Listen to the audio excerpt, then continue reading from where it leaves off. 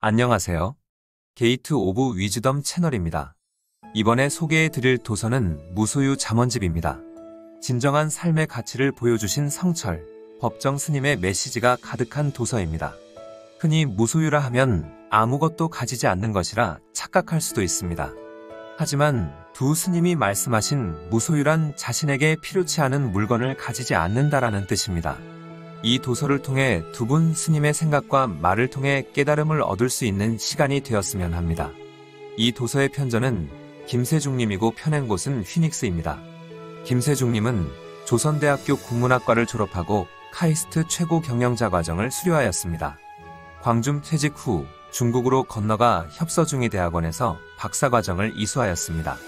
귀국하여 사단법인 한국평생교육기구에서 연수부장과 한국청소년진흥원 이사를 거쳐 한국청소년신문 기획실장 및 총괄본부장을 역임하고 전남대, 관동대, 경기대, 국민대 등에 출강하기도 했습니다.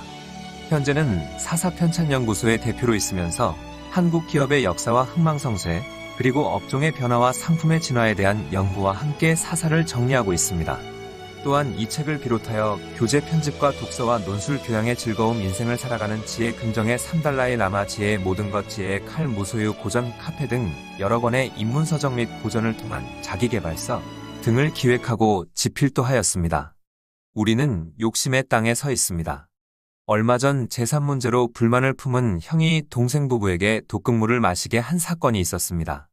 형이 준 독극물을 마신 동생 부부는 인근 병원을 거쳐 치료를 받았으나 상태가 나빠 생명이 위독한 것으로 알려졌습니다. 그리고 형은 자신의 죄가 드러날 것이 두려워 음독, 스스로 목숨을 끊었다고 합니다. 사람의 욕심이라는 것이 결국 화를 부른 사건이지요. 욕심이라는 것 참 무섭습니다. 다른 사람보다 조금 덜 가졌다고 당장 어떻게 되는 것도 아닌데 눈먼 자의 화살은 결국 자신까지 망가뜨리는 결과를 낳은 것입니다. 큰 것이든 작은 것이든 욕심부터 내는 사람이 있습니다. 굳이 자신에게 필요 없는 것이라 해도 일단 가져야 직성이 풀립니다. 결국에는 다 쓰지 못하고 버리는 한이 있어도 말입니다. 조금만 욕심을 버리거나 양보해도 그 기쁨은 배가 되는 것을 왜 모르고 살까요? 다른 사람에게 받는 기쁨보다 오히려 주는 기쁨이 더 크다는 사실을 우리는 가끔은 잊고 사는 듯합니다. 옛날 동화 중에는 의조운영제 이야기도 있었습니다. 형은 아우에게 아우는 형에게 서로 볏짚을 옮겨다 놓으며 상대방이 풍족하게 끼니를 채울 수 있다는 생각에 기쁨의 발걸음을 옮겼습니다. 아무리 볏짚을 옮겨 놓아도 자신의 집에 그대로 있는 것을 이상히 여겨 살펴보니 서로가 같은 일을 반복하고 있다는 사실을 알게 되었지요. 그리고 형과 아우는 상대에게 더욱 끈끈한 정을 느끼며 부둥켜 안고 울었습니다. 아주 흔하게 전해 내려오는 동화 이야기입니다. 그런데 요즘은 사이좋은 형제 이야기는 그리 자주 들려오지 않습니다. 오히려 지나친 욕심으로 생긴 재벌가의 소송 소식을 더 많이 듣게 됩니다. 예전과 지금 과연 어떤 차이가 있을까요? 옛날에는 먹을 것이 무척 귀했다고 합니다. 하루 종일 굶주린 배를 안고 매 끼니를 걱정해야 했고 하루 벌어 하루를 살기도 빠듯했습니다. 게다가 자식들도 한둘이 아니었지요. 하지만 그렇게 어려움을 겪으면서도 우리네 부모님은 자식들에게 콩 한 쪽도 나누어 먹어야 한다는 것을 항상 깨우쳐 주셨습니다. 형은 아우를 챙기고 아우는 형의 말을 하늘처럼 믿으며 따를 수 있도록 가르치셨습니다. 요즘의 세상은 너무나 풍족한 세상입니다. 물론 아직까지 매 끼니를 걱정하는 사람도 있지만 사회 전반적으로 보면 물질만 능주의와 함께 먹을거리와 입을 옷들은 모두 풍족한 것이 사실입니다. 그런데 오히려 형제간이나 이웃간에 점점 정이 사라져가는 이유는 무엇일까요? 다른 여러 가지 이유도 있겠지만 자식이 원하기만 하면 뭐든 할 수 있고 먹을 수 있게 만드는 부모의 탓이 아닌가 싶습니다.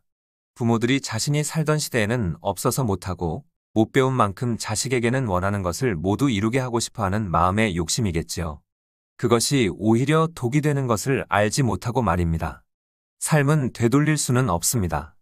결코 길지 않은 인생에서 후회하지 않도록 형제간의 우애, 친구와의 우정, 부모와의 사랑 등을 제대로 가르치고 그들이 조금만 더 양보할 수 있도록 가르치는 것이 필요합니다. 욕심은 되물림할수록 더 커지기 마련입니다. 차라리 아무것도 없다면 조그만 하나를 받았을 때 더 고마움을 느끼지 않을까요? 너무나 풍족한 세상에서 너무나 많이 가지고 살고 있는 지금 여기는 오히려 탐욕을 더 자극하고 있는 공간이 아닌가 싶습니다. 버려도 되는 이유 있습니다. 손에 쥐고 있던 것을 놓아버리는 것 참으로 어려운 일입니다. 늘 움켜쥐고 있던 것을 갑자기 빈손으로 만드는 것 참 불안한 일이지요. 어디엔가 남모르게 숨겨두었던 보물이 한순간에 없어진 기분일 것입니다. 그러나 사람은 기본적으로 필요한 것은 가지고 태어난다고 합니다. 태어날 때부터 두 주먹 불끈 쥐고 세상에 나오는 것처럼 말입니다. 손바닥을 펼치고 태어난 아이는 없습니다. 이것은 조용한 엄마의 뱃속에서 처음으로 낯선 세상에 나온 불안감 때문일 수도 있지만 삶에 대한 강한 의지를 담은 표현일 수도 있을 것입니다. 주먹을 쥐면 무엇이든 잡을 수 있습니다. 하지만 주먹의 크기를 넘어버리면 바로 내용물이 흘러버리거나 빠져버립니다. 욕심내지 않고 기본적으로 태어날 때 가졌던 주먹의 크기만큼만 가지고 있으면 세상을 사는데 큰 문제는 없습니다. 내 안의 것을 내려놓으면 당장 모자라는 것 같은 기분. 그것은 말 그대로 기분일 뿐입니다. 손바닥을 펼치고 걸어다녀도 결국 힘을 빼면 어느 정도 안으로 모이듯이 가진 것을 다 버려도 완전히 없어지지는 않습니다. 세계적으로 무소유를 이야기할 때 가장 많이 언급되는 인물은 마하마트 간디라고 합니다. 간디는 나는 가난한 탁발승이요. 내가 가진 것이라고는 물레와 교도소에서 쓰던 밥그릇과 염소저 찬 깡통, 허름한 담요 6장, 수건, 그리고 대단치도 않은 평판, 이것뿐이요. 라고 말했다고 합니다. 보잘것없는 기본적인 생필품과 대단치도 않은 평판, 어릴 적부터 체구가 작고 겁이 많았다던 그. 하지만 그는 어느 누구보다도 존경받는 인물이었고 오히려 그 기본적인 것에 만족하고 욕심내지 않은 점이 더욱 사람들을 끌어당겼습니다. 욕심내지 않고 자기 것에 만족하거나 이미 가지고 있는 것을 버릴 수 있다는 것은 용기입니다. 용기는 강한 자만이 가질 수 있는 무기이기도 하지요. 버려도 자신 있게 웃을 수 있는 사람이 진정한 강자입니다. 강자는 이 세상에 완전하게 바닥까지 없어지는 것은 불가능하다는 것을 아는 사람입니다. 부처님도 생사를 벗어나고자 발심한 출가 수행자에게 옷 3벌과 바루, 그리고 바랑 정도는 기본적으로 허락하셨다고 합니다. 완전히 아무것도 없이 그저 세상을 달관하고 웃기만을 바라지는 않으셨습니다. 하지만 자기를 넘어선 욕심을 내는 것은 금기시하셨다고 합니다. 불교에서 소식을 하는 것도 이러한 이유일 것입니다. 현재까지도 하루 한 끼밖에 식사를 하지 않는 스님들도 많다고 합니다. 기본적인 허기만을 채우고 대신 마음의 깨우침을 안에서 채우는 것이지요. 가지 못하게 막는 사람이 없는데도 급락에 가는 사람이 적은 것은 탐욕과 성냄, 어리석음을 자기의 보물로 여겼기 때문이다. 또 유인하지도 않았는데 악도에 떨어지는 자가 많은 것은 이 육신과 갖가지 욕심으로 마음의 보배를 삼았기 때문이다. 발심수행장. 지금 가장 소중하다고 생각하는 것은 무엇입니까? 소중하다고 생각하는 것을 영원히 지키고 싶다면 잠시라도 놓아두십시오. 그리고 가만히 바라보십시오.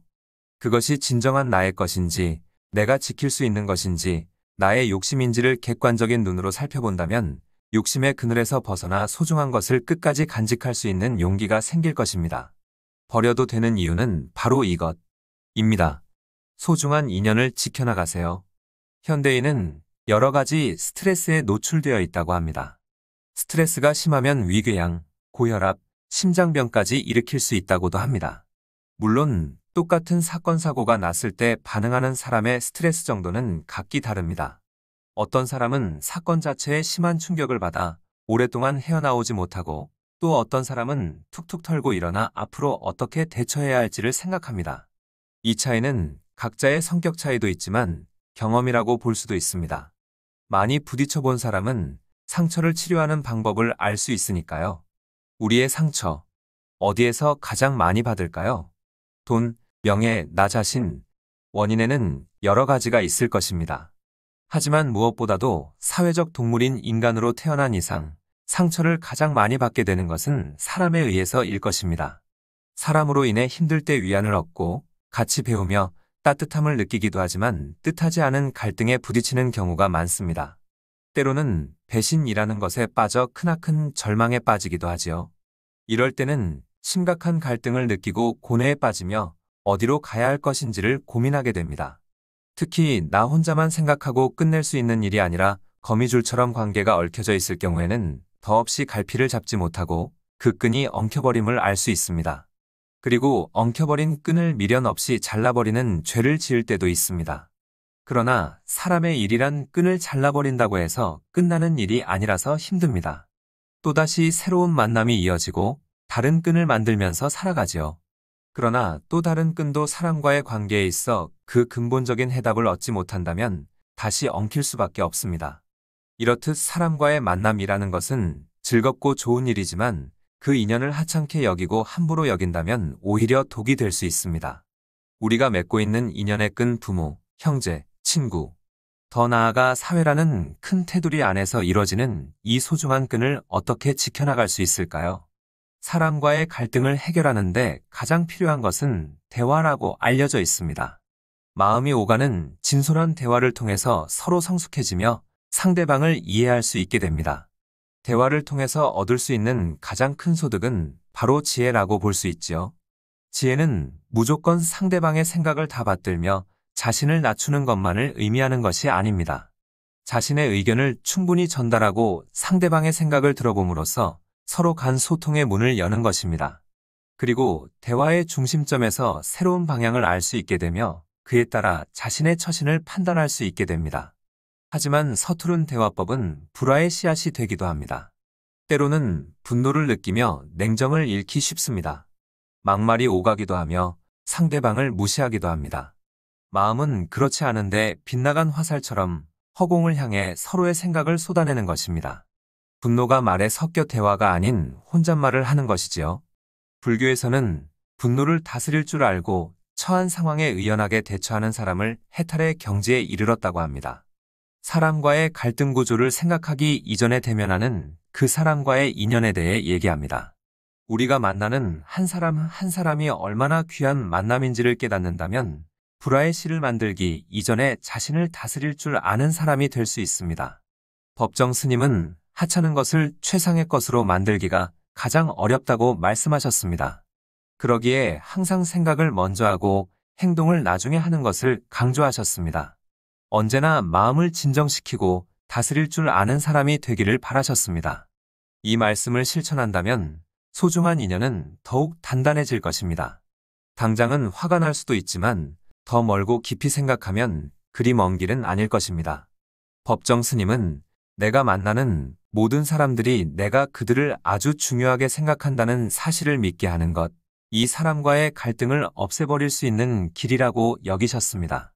누군가에게 존중받는다는 것은 기쁜 일입니다. 상대방에게 이 기쁨을 느끼게 함으로써 스스로도 귀한 사람이 될 수 있습니다. 서로가 서로에게 존중받은 인연을 만들어 나간다면 우리의 삶 또한 풍족해질 것입니다. 아는 말과 느끼는 말이 있습니다. 사람과 사람의 관계에 있어서 의사소통은 매우 중요합니다. 말이라는 것을 통해 상대방과의 소통을 원활하게 할 수 있지요. 그런데 어느 순간부터 이 말이라는 것이 소음으로 들릴 때가 있습니다. 딱히 필요치 않은 말들이 많아지고 저마다 자기 주장이 앞선 가운데 목소리를 높이기 때문입니다. 어떤 경우엔 수면 시간을 제외한 시간 동안 하루 종일 말을 주고 받을 때도 있습니다. 침묵이라는 단어가 잠자는 시간에 묻어가는 것처럼 말입니다. 말이 없는 시간을 유난히 어색해하고 힘들어하는 사람이 있습니다. 이 사람은 상대방이 말을 하지 않으면 어떻게 해서든 어색한 시간을 견디지 못하고 쓸데없는 말을 부지런히 쏟아냅니다. 또 상대방이 뭔가를 얘기하면 생각하기 이전에 열심히 조언을 늘어놓습니다. 우리가 살아가는 현대인의 모습입니다. 침묵이 힘든 사람들이 모인 사회. 말을 하지 않으면 아무도 모른다는 생각으로 살고 있지요. 진정한 친구는 침묵이 통하는 사이입니다. 굳이 말하지 않아도 서로의 감정 상태를 느낄 수 있습니다. 슬픔에 잠긴 친구가 있다면 눈과 마음으로 생각하고 그 친구가 마음을 정리해서 말할 수 있을 때까지 조용히 옆에 있어줍니다. 끝내 이유를 얘기해주지 않아도 그저 옆에 있어줍니다.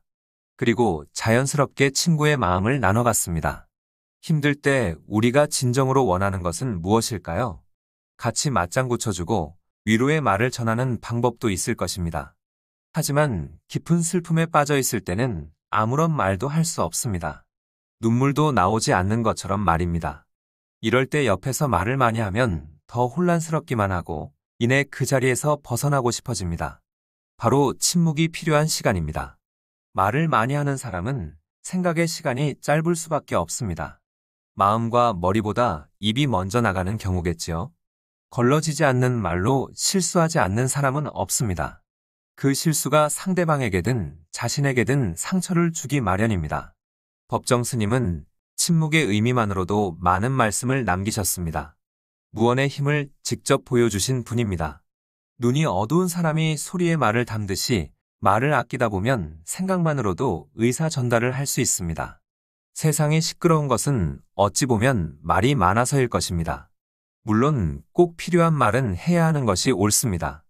법정 스님은 침묵이라는 것은 쓸데없는 말을 하지 않는 대신 당당하고 참된 말을 하기 위해서이지 비겁한 침묵을 고수하기 위해서가 아니라고 하셨습니다. 여기서 비겁한 침묵의 의미는 옳고 그름을 가려 보여야 할 입장에 있는 사람들의 침묵을 말합니다. 따라서 어디에도 거리낄 게 없는 사람만이 당당한 말을 할 수 있다고 하셨습니다. 당당한 말이 흩어진 인간을 결합하고 밝은 통로를 뚫을 수 있다고 수도자가 침묵을 익히는 그 의미도 바로 여기에 있음을 강조하셨습니다. 언어의 극치는 말보다도 침묵에 있지만 사람인 이상 할 말은 해야 한다고 하셨습니다. 이것은 아는 말과 느끼는 말의 차이라 보면 이해가 될 것입니다. 아는 말은 구제하지 않아도 상대방이 이미 알고 있는 말이요. 느끼는 말은 상대방이 느낄 수 있도록 하는 전달의 형태라 볼 수 있습니다. 물론 말하지 않고 느낌만으로 소통이 된다면 더없이 좋은 경우일 것입니다. 진실은 말하지 않아도 전해집니다. 말썽꾸러기 아이가 있었습니다. 이 아이는 하루도 빠짐없이 이런저런 사고를 치고 다녔습니다. 다른 아이를 괴롭히고 도망치기도 하고 동네 어르신들에게 버릇없이 굴다가 혼나기도 합니다.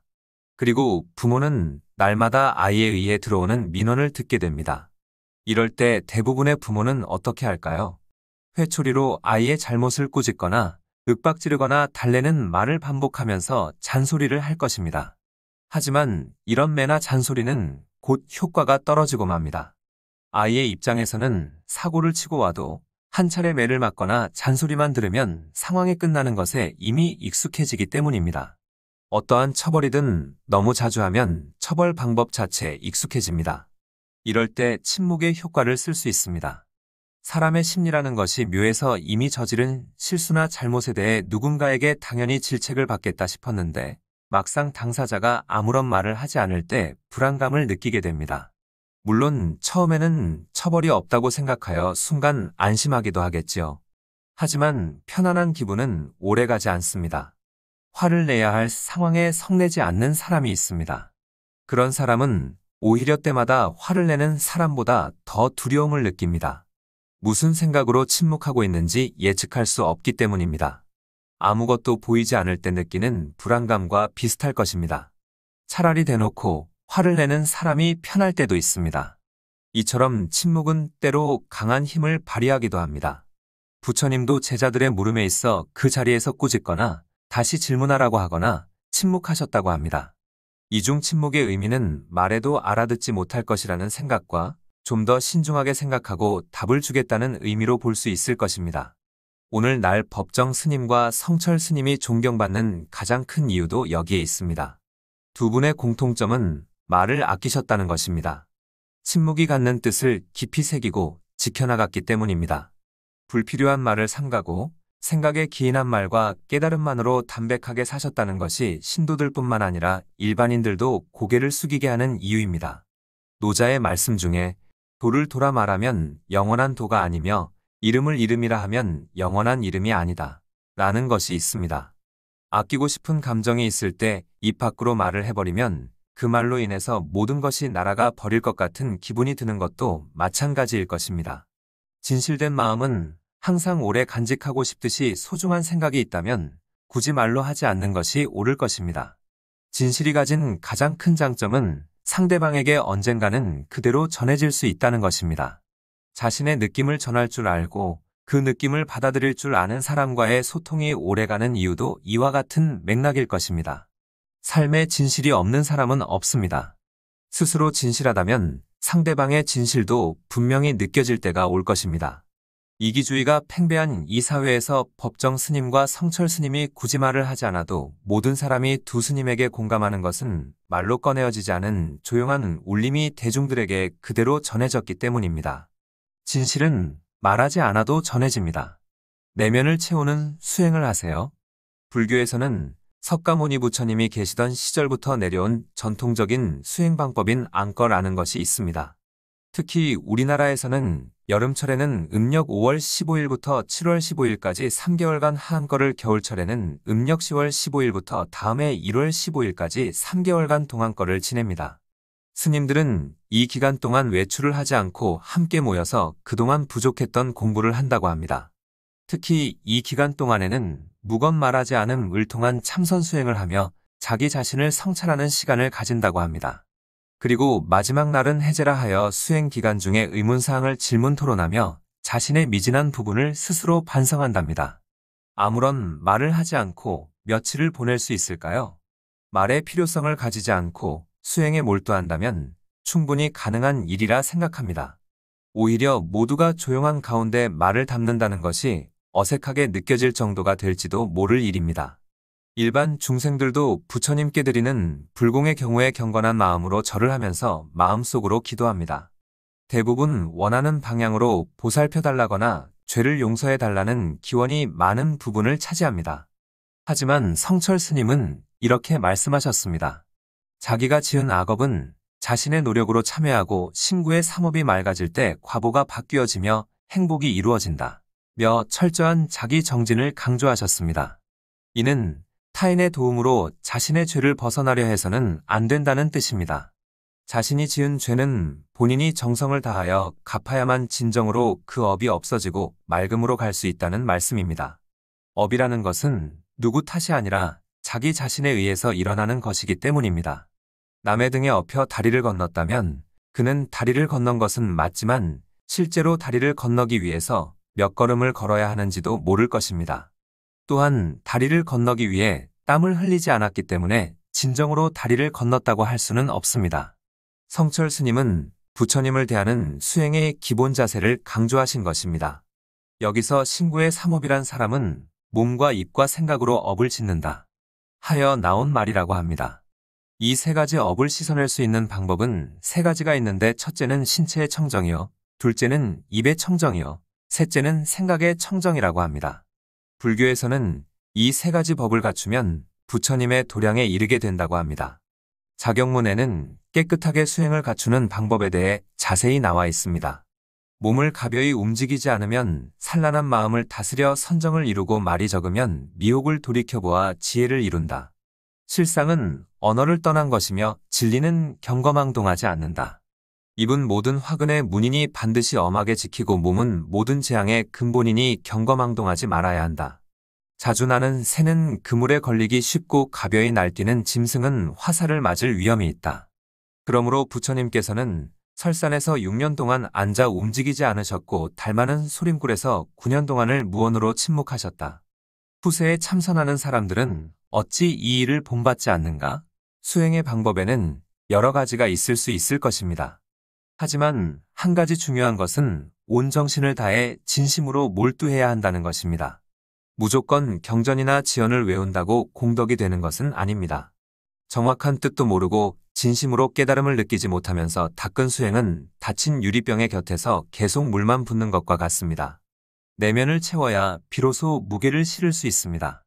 덕을 쌓을 수 있는 문을 열어야 합니다. 불교는 신이 아닌 사람을 믿는 종교로서 지혜의 종교로도 알려져 있습니다.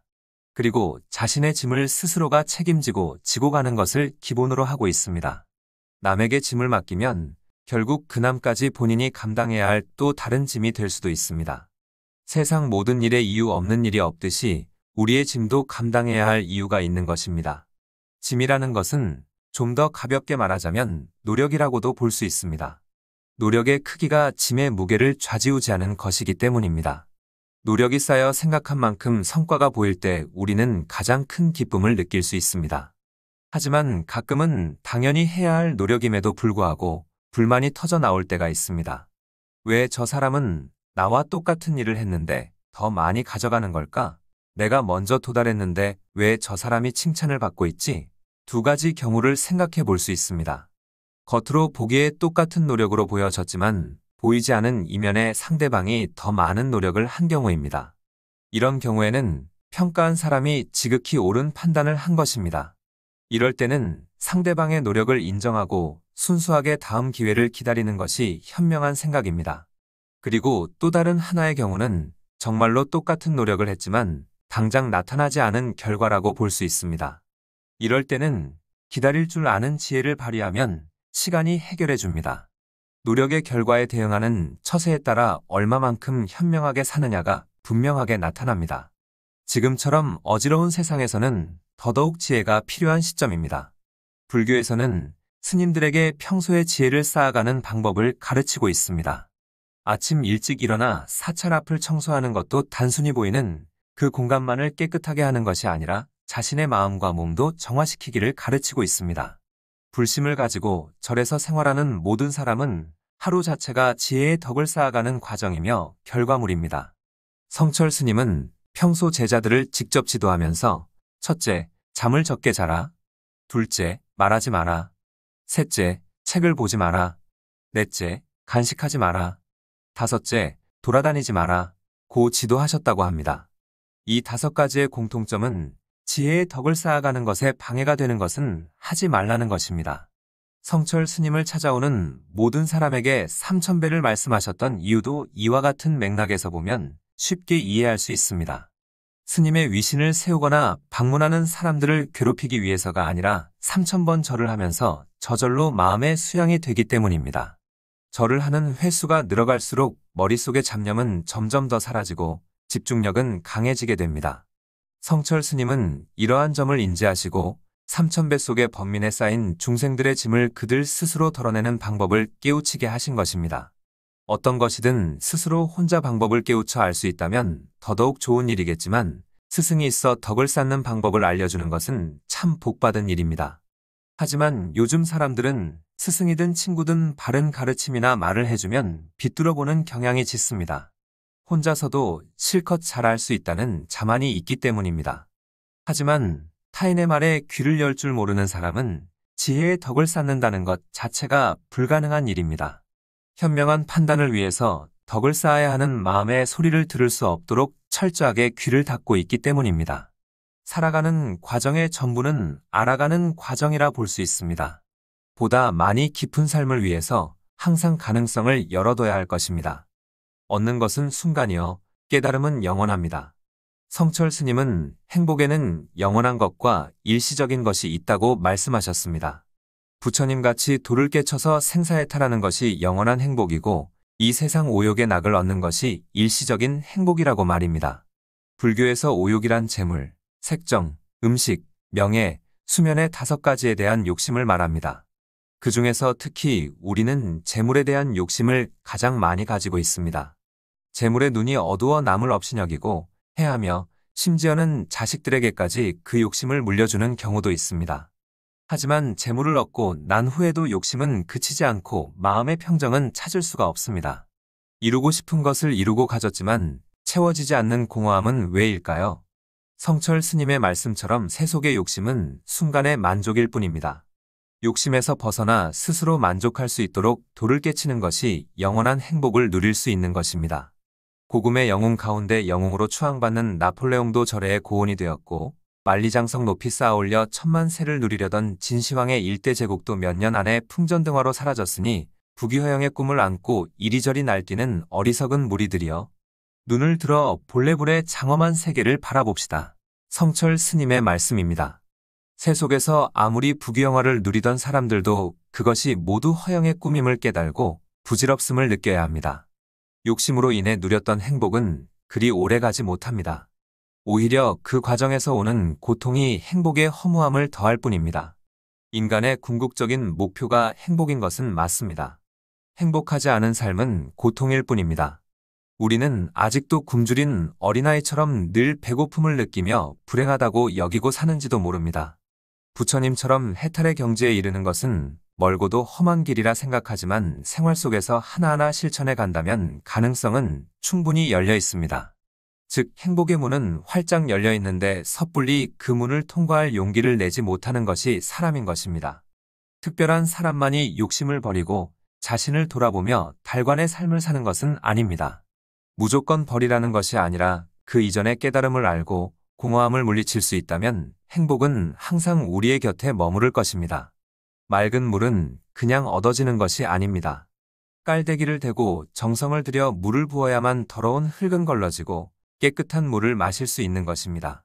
우리의 맑은 행복이 더 영원히 이어질 수 있도록 욕심을 버리고 삶을 바라보는 자세를 바로 봐야 할 것입니다. 곳곳에 기쁨이 숨어 있습니다.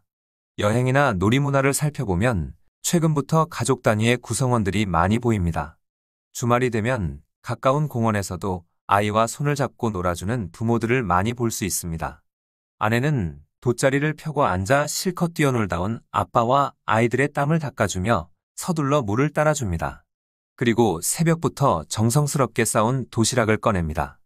넓은 들판을 온통 정복하고 다니느라 배가 고팠던 아이들의 젓가락은 빨라지기만 합니다. 순식간에 도시락은 본연의 모습을 드러내고 잠시의 쉴 틈도 없이 아이들은 다시 놀이 속으로 사라집니다. 평소에 학교와 학원을 오가며 나름 스트레스에 쌓였을 아이들과 모처럼 나온 주말 쉼터는 부모와 아이들의 편안한 공간이 되어줍니다. 어디서 그렇게 힘이 나는지 열심히 뛰어다니는 아이들을 보면서 부모들은 무슨 생각을 할까요?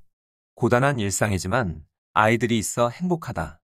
평범한 인생이 제일 좋은 것이다. 라고 생각하며 뿌듯해할 것입니다. 하루 종일 이 눈치 저 눈치 보며 회사 생활을 마치고 돌아온 남편. 집으로 오는 발걸음 또한 지쳐 있습니다. 갈수록 물가는 올라가고 승진을 해도 언제 회사에서 쫓겨날지 늘 불안합니다. 게다가 날마다 성과를 올려야 한다는 강박관념이 하루하루의 스트레스를 가중시켜 심신은 지쳐만 갑니다. 하지만 집으로 들어서는 현관문을 연 순간 따뜻한 아내의 목소리가 들립니다. 여보, 고생하셨어요. 저녁 맛있게 차려놓았어요. 힘들어하는 남편의 처진 어깨를 아내는 따뜻한 말 한마디로 조용히 감싸줍니다. 그리고 방금 지은 따뜻한 밥 한 그릇과 정성스레 마련한 반찬과 국을 준비해 하루의 피로를 한 번에 없애줍니다. 식사를 마치고 나면 남편은 늘 친구처럼 든든하고 속 깊은 아내가 고맙기만 합니다. 얼마 전 오락 프로그램에서 어떤 이가 이런 말을 했습니다. 결혼을 하면 아내랑은 사랑이 아니라 의리로 산다. 라고 말입니다. 언뜻 듣기에 아내로서 기분이 상할지는 모르겠습니다. 하지만 곰곰이 생각해보면 늘 기쁨과 슬픔을 함께하고 내 편이 되어주는 친구와의 관계처럼 아내와의 관계도 의리로 표현한 것이 그리 나쁜 것은 아니라는 것을 알 수 있습니다. 평생 가슴 떨리는 사랑은 없습니다. 오히려 긴 세월 같은 편이 되어 같은 곳을 바라볼 수 있는 친구 사이가 더 자연스러운 관계입니다. 게다가 세월은 이러한 친구 관계를 잘 이어갈 수 있도록 편안한 다리가 되어줍니다. 우리가 사는 인생에는 평범한 일상, 자그마한 생각 속에 항상 행복이 숨어 있습니다. 굳이 찾아다니지 않아도 생활의 기쁨은 주변의 고개를 내밀고 있습니다. 그것을 느끼고 만족한다면 그것이 무소유를 즐기는 삶입니다. 뒤를 돌아보며 후회하거나 너무 앞서 미래를 생각하지 말고 잠시 지금 현재를 그려보십시오. 평생을 나와 함께 해줄 아내와 아이들이 웃고 있을 것입니다. 이것으로 이 도서의 소개를 마치겠습니다. 저는 좋은 도서로 다시 찾아뵙겠습니다. 감사합니다. 구독과 좋아요, 알림 설정은 영상 제작에 큰 힘이 됩니다. 깨도 물씀 채널이었습니다. 감사합니다.